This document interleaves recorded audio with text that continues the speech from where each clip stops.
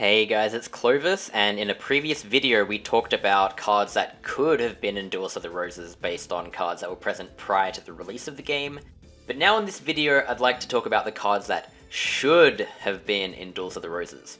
For this list I looked at some cards that were early enough in the release of the game, looking at the earlier sets of the original card game, past the volume series of Vol 1 to 7. Specifically, I looked at Magic Ruler and Pharaoh's Servant, which are the first two OCG sets after the Volume Series packs. Now, due to the vagueness of development cycle in Duels of the Roses, it's really difficult to determine when the cutoff was for cards to be implemented in Duels of the Roses, as, you know, when it was in development, before other cards such as the Battle City arc introduced, such as the Egyptian God cards. It's really hard to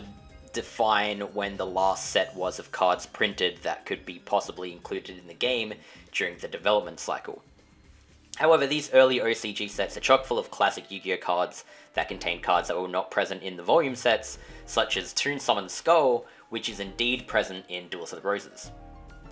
The vagueness is further shown as the original release of Yu-Gi-Oh! Shin Duel Monsters 2, which is the original name for Duels of the Roses, happened to be on September the 6th of 2001. And it was the debut of Fairy King Truesdale, Cypher Soldier, aka Kinetic Soldier, Slate Warrior, Electromagnetic Bagworm, and Rigorous Reaver, aka Rigorous Lever. These are all promotional cards that were in the game, which is the debut of these actual cards as they were printed. However, these cards debuted at the same time as they did in the video game, which was developed prior to its release, which of course this causes some problems when trying to figure out the definition of the latest cards to be included. The game also has cards such as Carrot Idol that were conceived for this game before the planned final release, never saw a real print, and because these cards were concepted prior to the release, it's not really possible to determine where the cutoff for the Yu-Gi-Oh cards was. In July 13 in the year 2000, we saw the release of a promotional single, Panther Warrior, and from an attempt to find a cutoff point, this is actually released on the same date as Pharaoh's Servant, which was released months before the Curse of Anubis set, which was released on September the 28th of 2000, which was months later than the previous sets, but also almost a full year before the release of the original Shin Duel Monsters 2.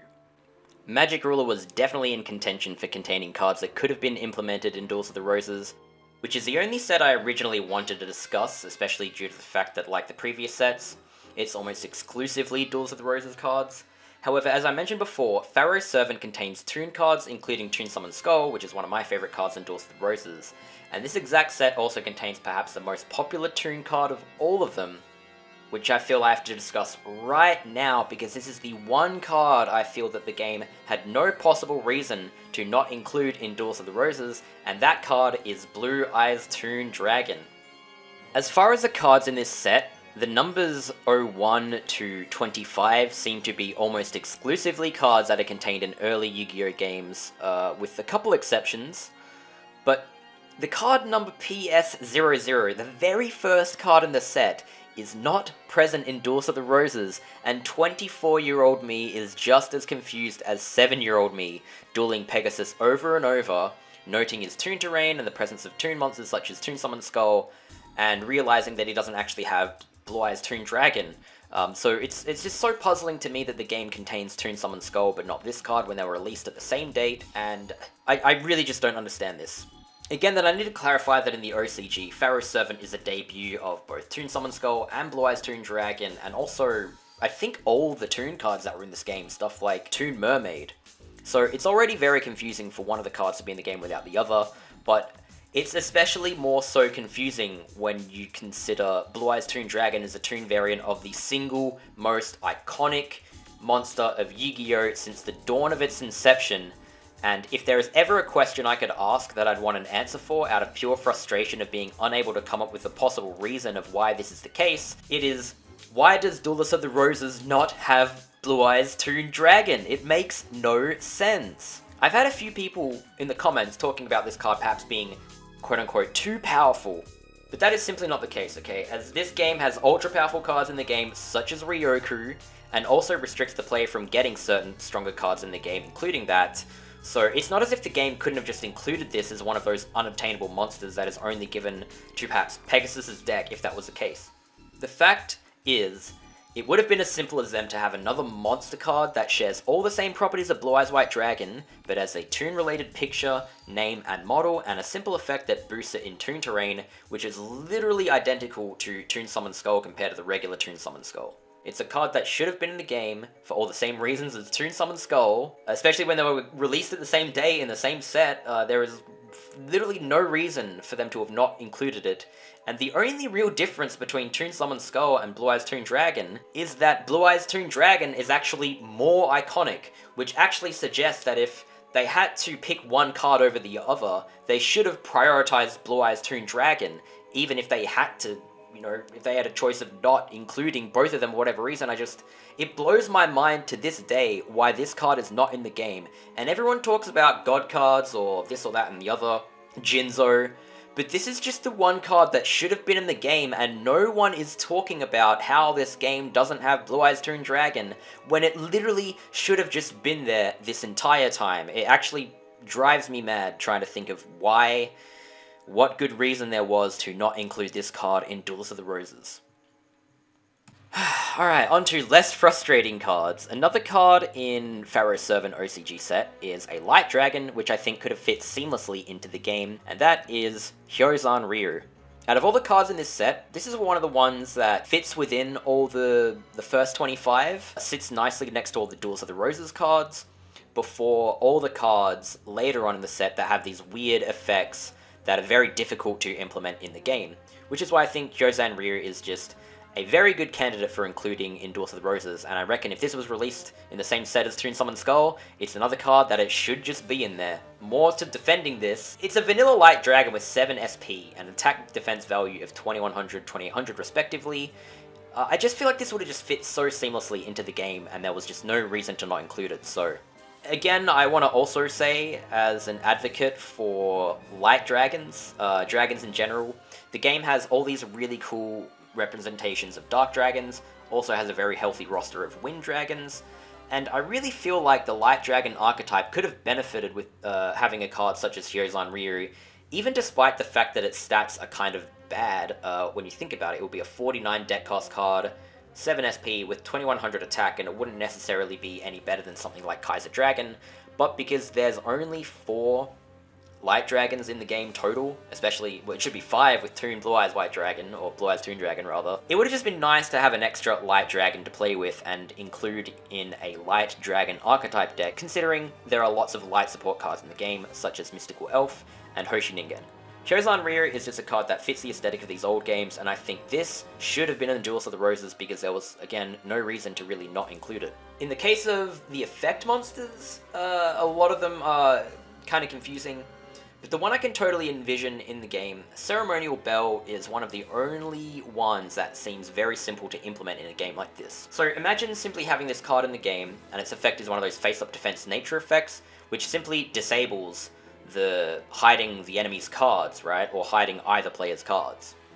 This would be more of a multiplayer card, I suppose, as the enemy wouldn't really care if it saw the cards in your hand most likely, but even in a single-player perspective, it would be nice to have Ceremonial Bell as a way to see the opponent's hand when playing the single-player campaign, which the game is focused solely around the single-player campaign, so it would be this great card for the player experience. Remember that saying a card such as Ceremonial Bell is too powerful simply isn't true, as this game allows you to get Dark Piercing Light from the very first duel in the Yorkers campaign, which straight up reveals all of your opponent's cards on the field, so the game does have cards that like to give you information on the enemy cards and doesn't really have a problem with that.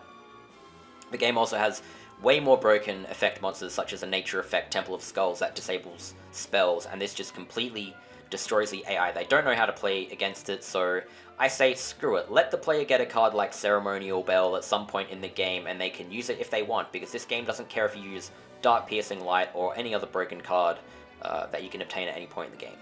So I did talk about the quote-unquote confusing monster effects. If you play the TCG, they're not confusing, but I mean confusing in the context of Duels of the Roses would not be able to handle a lot of these other cards, as again you'd either have to remove these effects or change them entirely, because The game doesn't allow any deck search effects or summoning from the deck, which already removes pretty much all the effect monsters that you can see in this set. But you also have other ones, such as Flash Assailant, which if you retained its effect in the game, every single time you open your hand to draw 5 cards, it would reduce the attack and defense of Flash Assailant to 0. Meaning you'd have to implement a card such as this with a totally different effect or just completely altered stats.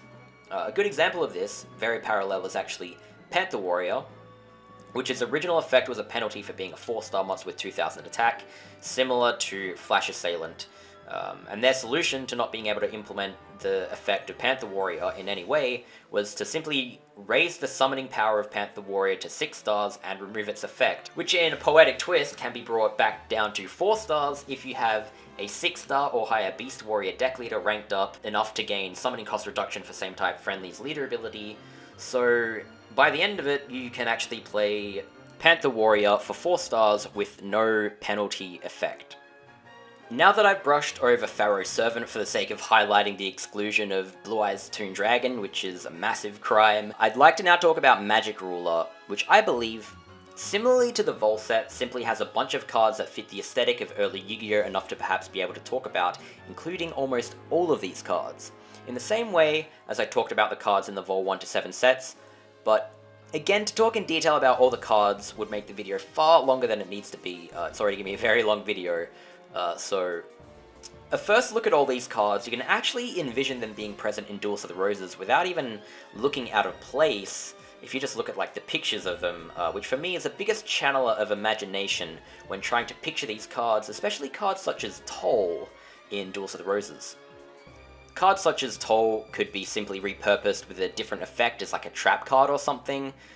in the same way that cards such as Solomon's Lawbook and Time Seal had their effect changed and turned into spell cards.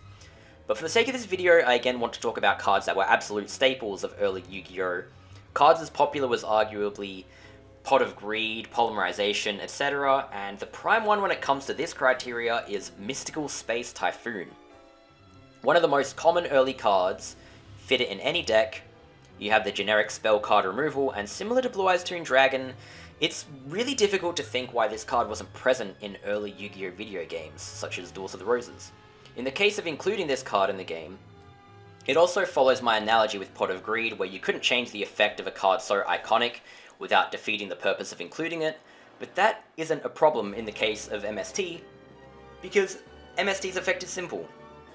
It just lets you select one spell or trap card on the field and destroy it. And in the case of the game having Change of Heart selection process, I feel like MST could and should have been included in Duels of the Roses, as they could have simply allowed you to flip this up, select an opponent's spell or trap, similar to Change of Heart,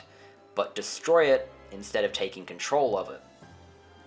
This is one of those cards that could have been put in the game and work seamlessly, and I feel like I don't even need to explain how this would function in the game, as I would be genuinely surprised if someone had an argument against this. Another card staple-wise I should really mention in this set is Giant Trunade, which I feel was not included in the game for good reason, as the way hands function, similar to analogies used in the previous video, would simply not work by putting spells and traps back into the hand, as this sort of effect, your hand might not have enough room to allow this to happen without exceeding the card limit in the hand of 5,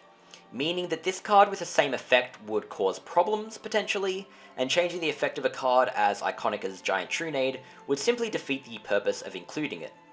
So while this isn't a card I think should have been included in the game, I feel like it's an elephant in the room because it's one of those staple cards similar to Pot of Greed. Shout out to Heavy Storm, that retains the same effect that it had in the TCG and is one of the most powerful cards in the game, which as a certified Duels of the Roses moment, you can just casually get this card out of the graveyard slots from the 4th duel in the Yorkist campaign. And again, I do bring up that card for the similar effect as having Giant Trunade in a game with Heavy Storm, it isn't necessarily necessary. That was a terrible use of words, but anyway. Before the main event, I'd like to talk about Rush Recklessly and the Reliable Guardian. Cards like Reinforcement and Rush Recklessly I remember seeing in the very early starter decks of the TCG, and expecting them to be in the game, which they weren't, and I love the idea of them actually being in the game with slightly altered effects. Duels of the Roses has the 600 attack and defense increases such as Aquacorus, which changes a card from its TCG effect to a buff for water element monsters, And in the case of Rush Recklessly and the Reliable Guardian, you could perhaps implement this as respectively Rush Recklessly being a 600 in attack and defense buff for something such as Beasts and or Beast Warriors, and Reliable Guardian could be perhaps the same but for Warriors. It's up to the game if they thought these archetypes didn't need buffs, or they did need buffs, as being able to buff water monsters is kind of strong enough and the game isn't really fully balanced properly anyways, but either way, it would have been nice to see these cards implemented in some capacity in Duels of the Roses. Just as more cards in the game, the better, honestly. Even cards that kind of suck, just the more the merrier. Even a card like Chorus of Sanctuary could have been repurposed as a life point recovery card, but again, there are lots of these cards that would most likely need to change effects, such as Toll, and you can only really use your imagination when it comes to these. And now for what I consider the main event, despite Blue Eyes Toon Dragon before. And that is Relinquished. This was the one card I remember as a kid dueling Pegasus over and over and over to try and obtain. And I really did not want to believe that he didn't have this because I loved this card. Because pretty much 99% of my life experience with Yu-Gi-Oh! Is just Duelists of the Roses, and not the real card game in my childhood, I often forget about Relinquished, but looking back, this was honestly my favorite card ever when I was young, and realistically that's an incentive for me to stay and love Yu-Gi-Oh! To the point of asking for this video game and getting it in the first place. I always had that hipster gene where I didn't care about these high attack cards or awesomely powerful cards such as Blue Eyes White Dragon, and I always found them over-celebrated by other kids in class, but then came along Relinquished, and that had a lot of stuff going for it, especially the ability to just absorb Blue Eyes White Dragon, making it objectively superior, right, in my childhood mind. This came at the right time for me to basically have a reason to tell people Blue Eyes sucks, as a card like Relinquished doesn't care about how powerful your monster card is. It would just absorb its attack and defense, and I would have been overjoyed to take a card like Blue Eyes White Dragon that has no innate protection from a card like Relinquished, purely just to prove that Blue Eyes White Dragon isn't the best card ever like everyone else made it out to be, especially compared to the awesomeness that is Relinquished. Relinquished for me was so awesome that this effect it had wasn't even the prime selling point for me, but just the aura of Relinquished in general.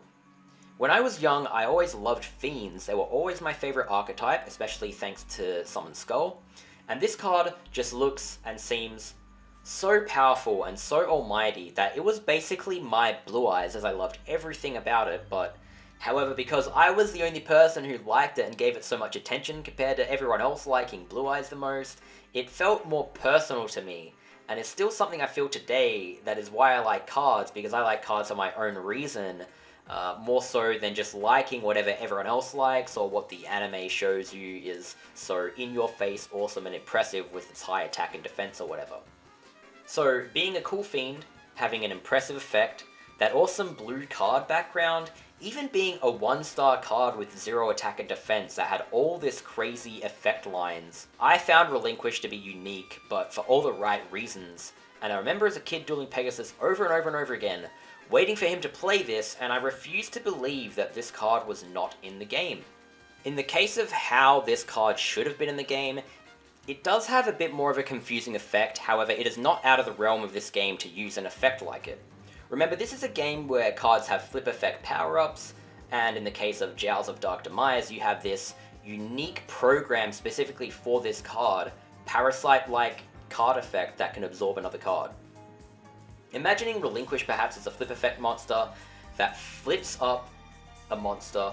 absorbs it in a similar but kind of opposite way to Jowls of Dark Demise that kind of parasites into the enemy monster. Imagine just the reverse of that effect and Relinquish just eats that card basically. Imagine that, and then after that effect, the attack and defense power up happens in a similar way to when, say, Green Carper flips up, it takes the attack and defense of the highest card on the field. Relinquished could just do that parasite thing and then power itself up from 0 to the attack and defense of the monster that it just absorbed and just use those monsters' current stats. Remember that Jowls being an immortal has a higher deck cost than its low stat suggests, and I did want to make an argument against Relinquished, surprisingly enough, to try and envision why they wouldn't have included a card in the game, but there are still arguments for and against it. If you follow the deck cost formula of the game, you can envision Relinquished to be a generic effect monster with its 0 attack and defense, leading it to being 5 deck cost, as if you tally up the attack and defense divided by 100, plus 5 deck cost for the effect is the formula that every monster, with the exception of errors, has in the game. Relinquished is also 1 summoning power, meaning that including this in a deck would be extremely dangerous, as it would be this super strong card compared to something similar like the Unhappy Maiden, 6 deck cost because it has 100 defense and an effect. However, this could realistically be one of those cards that perhaps only Pegasus or maybe even only Chakra has, and their game actually disallows you to gain these cards by normal means, in the same way as Chakra having Kinetic Soldier, which can only really be played against you as a sort of way of making the boss more difficult. Same Ryoku is a great example of that. So they could have included Relinquish, this 5 deck cost, super powerful card of 1 SP, that's just simply unobtainable for the player, which would have sucked back then, but now that we know how to get all the cards in the game, we have tools, modding tools, and also stuff like Action Replay Max could have unlocked these cards for you. Oh man, if I could have Relinquished in the game with a full model and everything, it would be a childhood dream come true. Thanks again for everyone for watching the video. It was quite long, despite skimming over a bunch of cards that were hard to discuss, but I did want to focus on Blue Eyes Toon Dragon, Relinquished, and then have a secondary focus on other cards that probably should have been in the game, such as MST, while brushing over cards that could have been in the game, not should but could, that I didn't discuss in the previous video with that actual title. So thanks again everyone, I hope you enjoyed this card discussion video, and I will see you guys in the next one. Bye bye.